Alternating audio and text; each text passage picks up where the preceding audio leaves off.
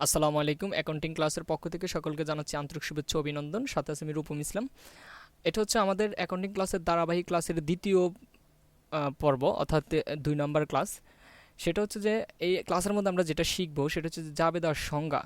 জাবেদার সংজ্ঞা বলতে আমি একটু তার আগে একটু কথা বলে নেই। যারা সাধারণত নবম দশম শ্রেণীর স্টুডেন্ট বা যারা ইন্টারমিডিয়েট উঠে গেছে বা অনার্স উঠে গেছে, তারপরে খুঁটিনাটি বিষয়গুলো জানে না, তারা কিন্তু একবারেই হিসাব বিজ্ঞানের কাঁচা অবস্থায় আছে, যেটা আমি বিশ্বাস করি।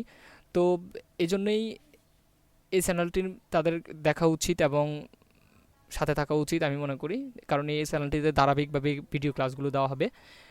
একেবারে এলিমেন্টারি লেভেলের স্টুডেন্ট, প্রাথমিক পর্যায়ের স্টুডেন্টদের জন্য এটা খুবই গুরুত্বপূর্ণ।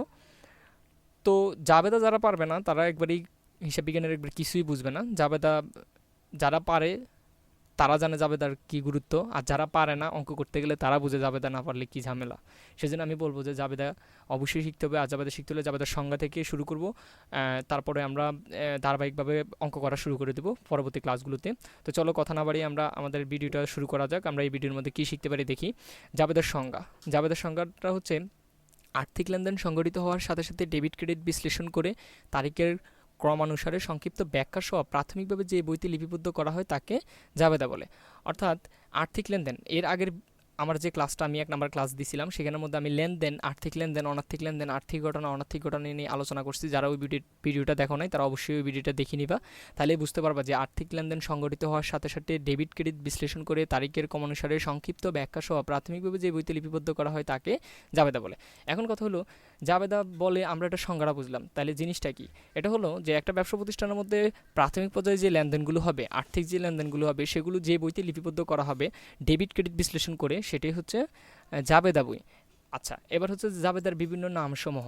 জাবেদার বিভিন্ন নামসমূহ বলতে কি বোঝাচ্ছে? জাবেদাকে বিভিন্ন নামে অভিহিত করা হয় বা ডাকা হয়, বা জাবেদাকেও বিভিন্ন নামে করতে বলা হয়। সাধারণত এই জিনিসগুলো পরীক্ষার মধ্যেই আসে, যে অনেক পর্যায়ে অনেক টাইমে দেখা গেলো কি, বললো যে মূল হিসাবের বই প্রস্তুত করো। একজন স্টুডেন্ট যদি হঠাৎ করে দেখে যে মূল হিসাবের বই প্রস্তুত করো, সে হা করে তাকাই থাকবে পরীক্ষার হলের মধ্যে বা যে কোনো একটা কম্পিটিটিভ একটা এক্সামের মধ্যে, সে বলবো যে মূল হিসাবের বই প্রস্তুত করে, এটা আবার কী জিনিস? সেজন্য আমি বলবো যে এখানের মধ্যে সাধারণ জাবেদার নামগুলো এখানে বিস্তারিত সবগুলো দেওয়া আছে। পরীক্ষার মধ্যে যদি বলো যে মূল হিসেবের বই প্রস্তুত করো আর সাধারণ বই প্রস্তুত করো, কথা কিন্তু একই। অর্থাৎ একটা মানুষের যদি একটা মানুষের কয়েকটা নাম থাকতে পারে, কিন্তু মানুষ কয়জন? একজনই। তেমনি করে আমি বলবো যে সাধারণ জাবেদা যেই কথা আর প্রাথমিক পর্যায়ে হিসেবের বই একই কথা, রোজনামাসা বই একই কথা। সেজন্য বলবো যে অবশ্যই এই নামগুলো মুখস্থ করে নিতে হবে। যেই নামেই আসুক সে সাধারণ জাবেদাই প্রস্তুত করবে, শুধু নাম ওইটা ব্যবহার করবে। যদি বলা হয় যে সহকারী হিসাব বই প্রস্তুত করো, তাহলে লিখবে যে মিস্টার প্রবীর রায়ের সহকারী হিসাব বই, তার মানে জাবেদা বই। সে বুঝবে যে এটা জাবেদা করতে বলছে, মানে সাধারণ জাবেদা করতে বলছে।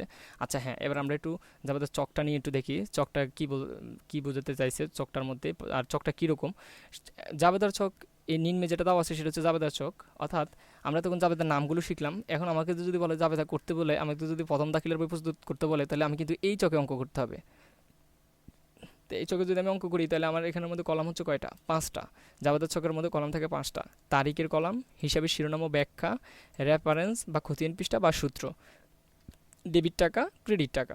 এই হচ্ছে জাবেদার কলাম, 5টা কলাম। আর এটা হচ্ছে চক জাবেদার। এবার আমরা দেখি জাবেদা প্রস্তুতের জাবেদার সুবিধাগুলো কী। জাবেদা যদি আমরা প্রস্তুত করি, সুবিধা কী পাওয়া যায়? একটা ব্যবসা প্রতিষ্ঠান যদি জাবেদা প্রস্তুত করে, তাহলে কী সুবিধা পায় তারা? এটি লেনদেনের একটি ধারাবাহিক লিখিত দলিল হিসেবে কাজ করে। এরপর হচ্ছে যে প্রতিটি লেনদেনের ডেবিট এবং ক্রেডিট দিকের পূর্ণাঙ্গ প্রভাব একটি জায়গায় প্রকাশ করা যায়। যেমন এটার মধ্যে একটা জাবেদার বইয়ের মধ্যে বা এর মধ্যে একটা ছকের মধ্যে এটার প্রত্যেকটা লেনদেন বা একটা মাসের লেনদেন যদি হয়, সব একটার মধ্যেই প্রকাশ করা যায়। প্রতিটি লেনদেনের ডেবিট এবং ক্রেডিট টাকা সহজেই তুলনা করে করা যায় বিদায় এটি হিসাবের ভুল ত্রুটি উদ্ঘাটন ও প্রতিরোধ করে। এই ছিল আমাদের দ্বিতীয় ক্লাসের ধারাবাহিক আলোচনা। তো এরপরের পরবর্তী ভিডিওগুলো পাওয়ার জন্য যারা পরবর্তী ভিডিওগুলো পেতে চাও, তারা অবশ্যই আমার চ্যানেলটাকে সাবস্ক্রাইব করবে এবং সাথে থাকবা। আর তোমাদের কোনো সমস্যা বা কি কোনো অভিযোগ, পরামর্শ, অভিমত যদি থাকে, অবশ্যই কমেন্ট বক্সে কমেন্ট করবা। পরবর্তীতে তোমাদেরকে এগুলো সলিউশন করে দেওয়ার চেষ্টা করবো ইনশাল্লাহ। তো সে পর্যন্ত ভালো থাকো। আল্লাহ হাফেজ।